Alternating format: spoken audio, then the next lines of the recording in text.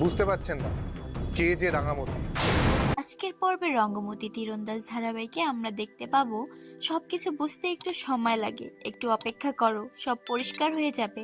আপনি কে সেটা জানলেই সব শেষ নয়।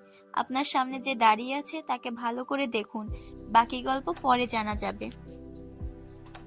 সবাই একটু ধৈর্য ধরুন, আমার ধৈর্য খুব বেশি নয়। 10 সেকেন্ডের মধ্যে যদি আপনি না বলেন একলব্য বসু কোথায় আছে, তাহলে এই তীর আপনার মেয়ের গলা ফুটো করে দেবে। নিজেকে বাঁচানোর চেষ্টা করলে তীর আরো গভীরে ঢুকে যাবে। ডক্টরকে ফোন করা হয়, বলা হয় একটা বাংলোতে একলব্যকে পাওয়া যাবে। ফোনটা স্পিকারে দিতে বলা হয়।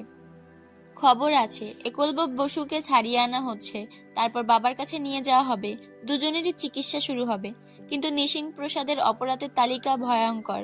সে শুধু মানুষ মারেনি, জঙ্গল পুড়িয়ে দিয়েছে, অসংখ্য গাছের প্রাণ নিয়েছে, নিরীহ পশু হত্যা করেছে এবং ইলিগাল আর্মস ট্রাফিং এ জড়িত ছিল। সব অপরাধের উপযুক্ত শাস্তির ব্যবস্থা করা হবে, এই বার্তা স্পষ্ট করে দেওয়া হয়। হঠাৎ উত্তেজনা বাড়ে, কেউ নড়াচড়া করতে চাইলে কড়া নির্দেশ দেওয়া হয়, এক পাও নয়। চারপাশে বিশৃঙ্খলা ছড়িয়ে পড়ে। কেউ চিৎকার করে ওঠে, এরা কারা? আমাকে কেন ধরে নিয়ে যাচ্ছে? এরা কি চায়? এরই মধ্যে প্রকাশ পায় ভয়ঙ্কর সত্য। এই ব্যবসার আড়ালে পুরো দেশটাকে ধ্বংস করে দেওয়া হয়েছিল।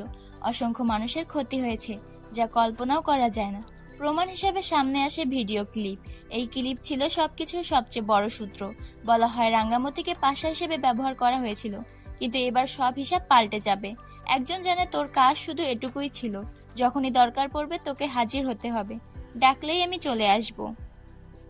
এরপর খবর আসে একলব্যকে উদ্ধার করে বাড়ি ফিরছে সবাই, রাঙ্গামতিও নিরাপদে আছে। এদিকে নিশিং প্রসাদ ও তার মেয়ে পুলিশের প্রোটেকশনের লকআপে রাখা হয়। তাদের বিরুদ্ধে মানুষ হত্যা, পশু হত্যা এবং ইল্লিগাল আর্মস ট্রাফিং এর অভিযোগ, কঠোর শাস্তির ব্যবস্থা নেওয়া হয়েছে।